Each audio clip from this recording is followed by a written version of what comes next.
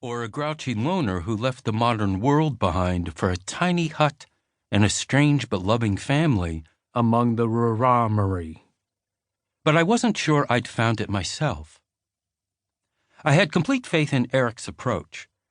His version of the run-free system never failed me, not for race after race, year after year, adventure after weird adventure.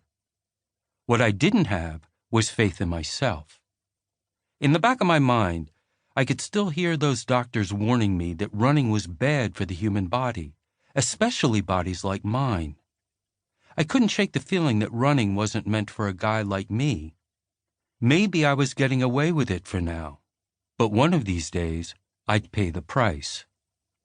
And then, on a surprisingly hot morning in late September, a different day arrived. I was at my favorite event, our local Bird in Hand half marathon. It's hosted by my Amish neighbors every year to raise money for the firefighters and first responders who raced to help the children who'd been shot in an Amish schoolhouse massacre in 2006. The Bird in Hand course is breathtaking and utterly serene. There's no blaring music, just the soft singing of a Mennonite family on their front porch at mile 2. Amish children are the aid station volunteers, offering cups outside their family farms while calling "Vater, Vater, Vater." Runners wind their way through the green hills of the Valley of No Wires, so named because none of the homes have phones or electricity. But one of those hills, I'm here to tell you, is a beast. Every year, I know it's coming, and every year, it's worse than I remember. First of all, it's just mean. Red Lane Hill catches you just past mile 10, right when you think you're on the home stretch. And it's sneaky. One moment you're looking at a gentle ribbon of road. The next, you're veering onto a hidden dirt lane knifing skyward through a cornfield. Plus, it's hot, hot, hot. There isn't a tree in sight, so the full force of the mid-morning sun smacks you right in the face. And finally, for us barefoot runners, Red Lane Hill is where we rediscover how many jabby little rocks a dirt road can hide. When I reached the top, an older guy ahead of me stopped dead in his tracks. He was pouring sweat and huffing like a dying locomotive. Suddenly, he threw his arms in the air like he'd just won Olympic gold. "Yeah!" he gasped.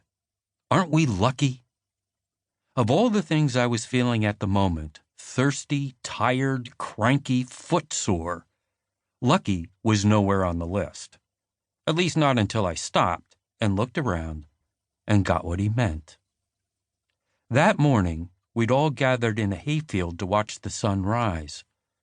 Then we'd surged off on our own 2 legs to run as fast, as far, and as freely as we felt like. We'd climbed that hill under our own power, and we were about to feel the rush of flying back down again. It's an amazing gift. It's a superpower. And that's what Eric was offering when we first met in a public park in the middle of Denver.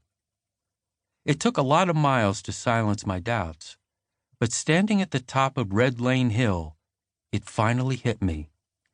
Eric never meant to train me for a race. He was training me for a lifetime.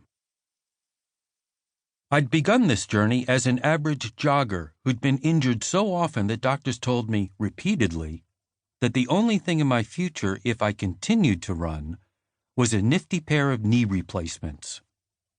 Before journeying down to the Copper Canyons, I'd gotten fed up with chasing new approaches to an old problem.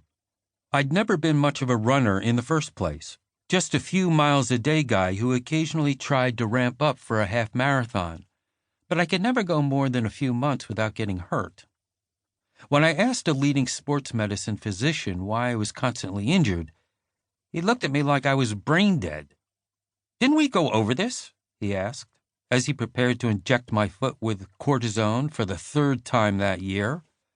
"All that pounding is bad for the body, especially bodies that look like Shreks," he implied, in case I'd forgotten I was 6'4" and 240 pounds.